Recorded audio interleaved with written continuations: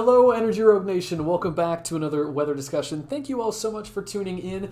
It is a special Monday edition of our weather discussions here on the Energy Rogue platform. And usually when we're not doing our regular Tuesday and Thursday updates, there's a reason for it. It's likely because there's something major about to happen. Now, we're not talking about the election as that major thing, although if you ask anybody, of course, that is the main event as we head into this week, and I'm sure a lot of us are ready just to get Tuesday over with, because I know I am. I have heard so much political talk the last 24 to 40 hours, most I've heard in the last 3.5, 4 years, so I'm ready to rip that Band-Aid off. But, of course, because of the political chatter around tomorrow's U.S. election, a lot of things take the back burner in our news cycle. One of those things is weather. And weather does not discriminate, and it also doesn't pause for things like elections or holidays. The weather keeps moving, right? Our pattern, our jet, it keeps flowing. So there's always something to talk about, but interestingly enough, there's something significant we have to talk about tonight, and that is Tropical Storm Raphael, which is currently situated just to the south of the Cayman Islands and Jamaica. Now, as you can see here on our infrared satellite, this convection is rather deep. All these pinks and purples you see here, this shows some pretty healthy development with Raphael and this system in particular.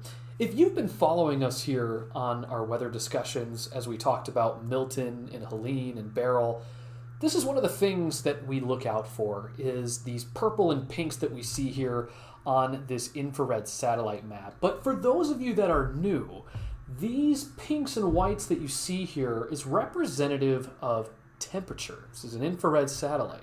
So when we're talking about these whites and pinks, we're looking at temperatures anywhere between -70 to -90 degrees Celsius. And remember that the only way that we truly get temperatures like this to show up on infrared is if we have really high cloud tops. It's exactly what's happening here. So high cloud tops mean, of course, colder temperatures at the tippity top of those cloud tops, but also that in of itself is representative of really deep convection. A lot of air rising, being forced up, and thus thunderstorm development near the center, and subsequently tropical development. So, as you can probably tell, tonight's discussion is going to be very quickly focused on Tropical Storm Raphael, as it is expected to become a Category 1, possibly a Category 2 hurricane by the time it reaches places like Haiti and Cuba, which these are areas that are currently under either a hurricane watch and or hurricane warning, depending on what specific location we're talking about. But I want to just take this opportunity to dive into this a little bit and what implications this has for the Gulf. I'm going to give a little bit of a spoiler alert, though, as I go to my next product. I am not expecting this to have... I got to be careful with my wording here. I don't want to say major implications for the Gulf. Put it this way. I don't expect this to be a major hurricane in the Gulf. And we're going to talk about why here right now. So some of the products that I'm going to post here in this Discord, by the way, check out Weather Rogue for the latest updates on Raphael as well as our temperature conversations. There's been a lot of chatter about the winter season, and so we're going to continue to update you on that and follow any major cold outbreaks that do come about here, especially as we head close to that target month of the middle of December, which is when I'm forecasting for some of our winter to kick in for particularly the Northeast and the rest of the northern United States, such as the Midwest, the Northeast, like I mentioned, and the Pacific Northwest. But for tonight, what you will find attached to this video at the time of this posting is these three products. So this is all derived from a product called Tropical. It's pretty much a Python code that I put together. And this is currently the cone of uncertainty. Here is Raphael tonight, once again, like I mentioned, to the south of Jamaica as well as the Cayman Islands. It is expected to move towards the west-northwest, eventually becoming somewhere close to a Category 2 as it hits Cuba as well as Port-au-Prince, Haiti. And then eventually, once it spits out the other side, by the time we get to the middle and late this week, we'd be looking more at a system of weakening. Now, the reason for that, why we're expecting this to even be below hurricane thresholds by the time it gets to, say, the central Gulf of Mexico, is because of two reasons. Number one, wind shear. right? So we'll talk a little bit more about that here in a moment in detail. But wind shear is going to significantly weaken this storm. For those of you that don't follow tropics much, just remember that storms really hate wind shear and they hate dry air. They hate wind shear because that is opposing wind acting upon essentially its rotation, right? And its own wind field. And as it does so, that can actually kind of sort of untwine it like a ball of yarn. So storms don't like that. They really do not like wind shear. It acts more as a kryptonite or an inhibitor to that storm continuing its strengthening. The secondary reason as to why I'm not expecting this to reach hurricane threshold near the U.S. mainland is also because of sea surface temperatures. I'll just say SST. So, guys, keep in mind, we had two major systems move through the Gulf in the last month and a half. We were talking about Hurricane Milton. We were talking about Helene, right? Both pretty substantial storms. Those storms themselves, when you have them sort of running concurrent to each other as they move through the Gulf, they're really using up a lot of that energy, right? We were looking back, think back to July, think back to June. We had really warm sea surface temperatures in the Gulf during that span, and once again, record-breaking sea surface temperatures in the Gulf, as well as the Caribbean. But yet, now, those temperatures have come down quite a bit. It's because of the fact that we had those systems that were concurrent to one another that use up a lot of that energy in the Gulf. But also, it's November. We're getting to the latter half of the season. We're starting to wind down a bit to this final home stretch, and there's really... The sea surface temperatures, remember, they do slowly cool off over time. Water does take a long time to cool, but they're not as warm, or they're not as hot as they were, say, in July and August, right? So it is gradually, at a slow pace, cooling down. So those two reasons are why I am not expecting this storm to reach hurricane status. It may be close to it. It may flirt with it. But I think for the most part, this is expected to just be Tropical Storm Rafael by the time it reaches the Gulf of Mexico, especially the Central Gulf, and even starting to encroach on the U.S. mainland. Now, if we take a look at, for example, and I don't have it here on this chart or these products, what I will say, and actually, you know where I do have it, is Tropical Tidbits. Here we go. If we head over to our spaghetti plot, there's a lot of uncertainty in terms of its pathing. But I am expecting that this general corridor would likely be impacted. So once again, the Florida Panhandle, the panhandles of both Mississippi and Alabama, as well as portions of New Orleans, and even further east towards far southeastern Louisiana. That's where I'm anticipating this system to make landfall.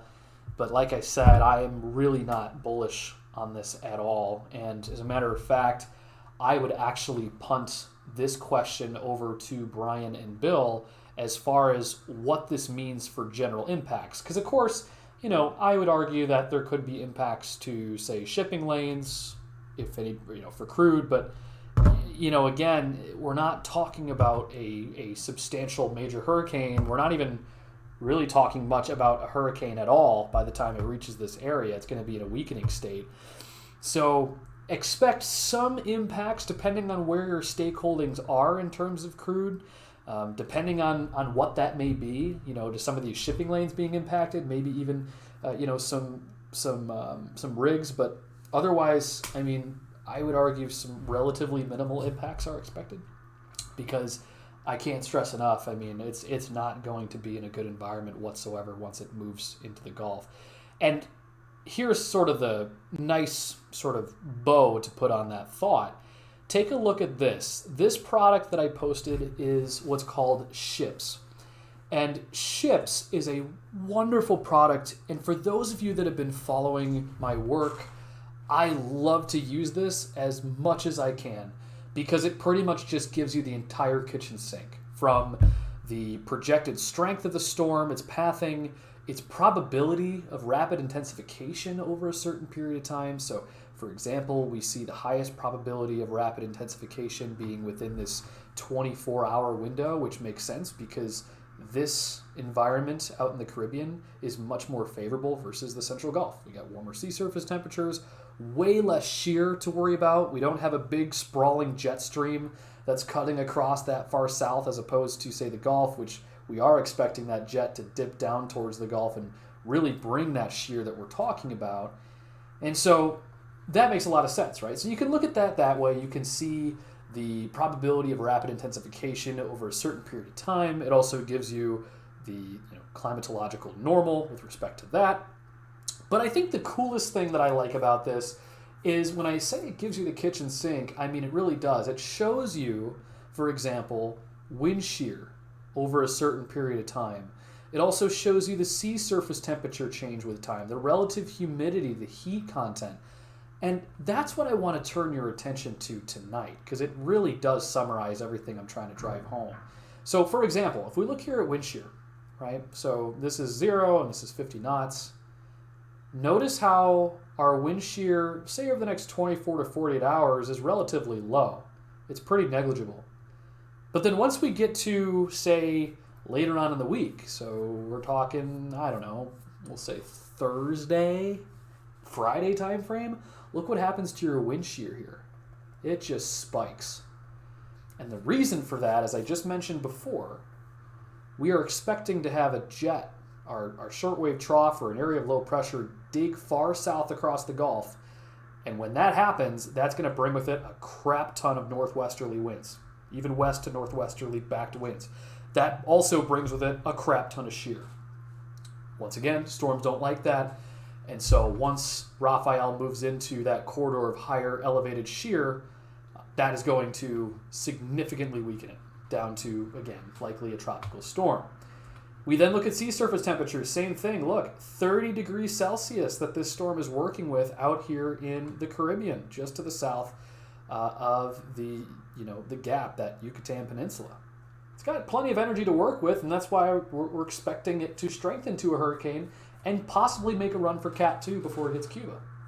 However, if we look towards, once again, that Thursday, Friday time frame, look what happens to your sea surface temperatures. It just drops off. We're going from 30 degrees, possibly all the way down to, looks to be probably about like 25 or 24 degrees Celsius-ish. So it's not bad. I mean, you can still work with that, but it's not nearly the same environment as what we're seeing here in the next 24 hours for the Caribbean. It's a stark contrast between the two.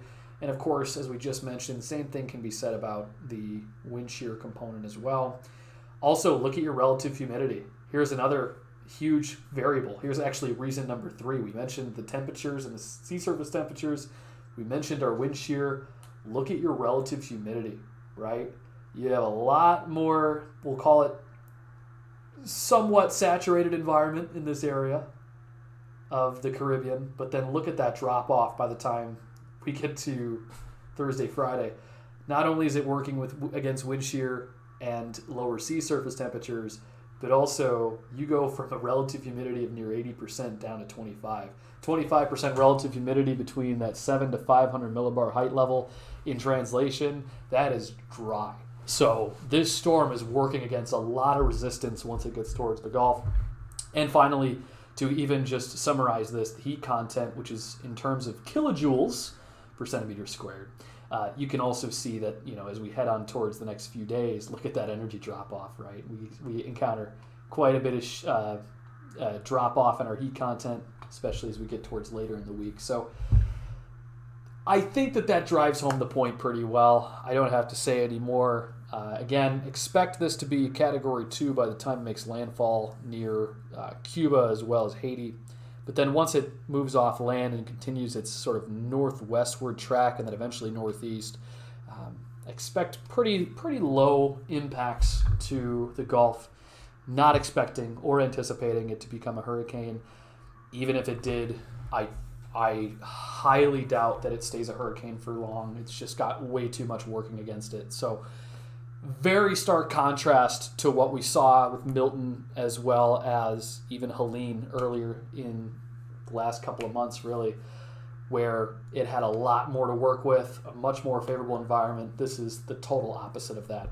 So if you have any questions, please feel free to post those in the Weather Rogue Discord channel. Once again, this video will be posted alongside these attachments, but this really served as a wonderful opportunity to go over some of these products that I post. And if there's anything that you would like to see that we didn't talk about today, I'm happy to cover that as well. We're going to be doing a couple more updates on Raphael, just for the sake of having that continued conversation and just kind of keep you posted on it. Despite the fact that we're not expecting much, not very bullish, I still want to cover it just to be on the more safe side. So we're going to be talking about Raphael here the next couple of days. But of course, tomorrow we will have a video discussion specifically focused on the latest CDD, HDD trends with a high emphasis on my seasonal outlook. Stay tuned for that. There may or may not be changes, but I will give you a spoiler. There really isn't. So definitely stay tuned for that. It'll be really fun to talk about it. And then, of course, for Europe, we'll also be doing another CDD, HDD discussion for you folks as well. Listen, thank you guys so much for your continued support and tuning in, and we will see you tomorrow on the next weather discussion. Take care.